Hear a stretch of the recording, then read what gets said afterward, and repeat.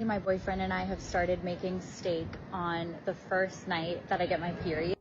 Fantastic green flag. When I was getting my medical education, I had a friend who was a butcher. And his favorite clientele were these women who were just emaciated and they looked like they were from a zombie movie, but from like 10 years after the outbreak. The zombies who are slow and kind of look lost everywhere. And they'd say to him, I've been vegan for 12 years, because this is Portland. Of course, this is fucking Portland. I've been vegan for 12 years and I need a steak and I need you to teach me how to cook it. And this hormone you've probably never heard of called hepcidin is why many of you who have a chronic illness are also anemic. This is one of those freak aspects of biology that should make you healthy, but instead makes it impossible to absorb iron. Hepcidin decides who gets the iron that is inside your body. It is Iron Karen. It is hoarding the iron inside your body like it's toilet paper in 2020. Hepcidin is actually part of your immune system, and its main function is to keep iron inside of your cells and keep you from absorbing iron so that infectious microbes don't get fed with it. Because just like you need iron, so do they.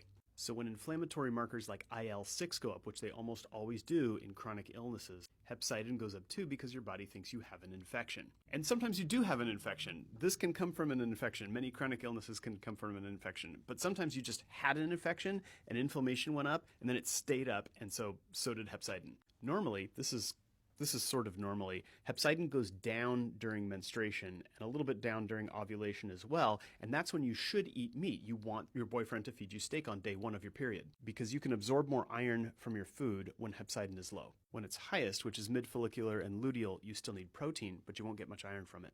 Also, iron supplements are mostly a joke. You might get a little boost from it, but mostly they are just hanging out in your GI tract rusting while they feed the bad bugs, especially if they're making you constipated. What's more effective is actually vitamin C, which tells hepcidin to piss off for a while so you can get more iron out of that delicious juicy burger. But the real solution, of course, is to get inflammation under control. How do we do that? Multiple studies have shown a very clear relationship between reducing intake of refined sugars, dairy products, and unfortunately, alcohol, and a major reduction in IL-6. And if you have a known gut issue like a dysbiosis or a candida overgrowth where you see a really thick white coating on the surface of your tongue, you can speed this process along by using herbal formulas that contain atractalodes. Atractalodes will bring down IL-6 and bring up healthy bacteria like Akkermansia at the same time.